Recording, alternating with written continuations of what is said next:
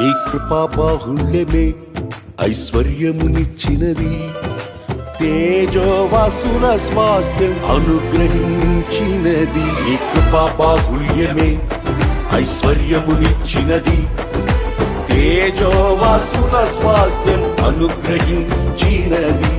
అక్షయమైన దేహముతో అనాది ప్రణాళికతో, అక్షయమైన దేహముతో అనాది ప్రణాళికతో సీయోనులో నీతో నేనుందును, సీయోనులో నీతో నేనుందును.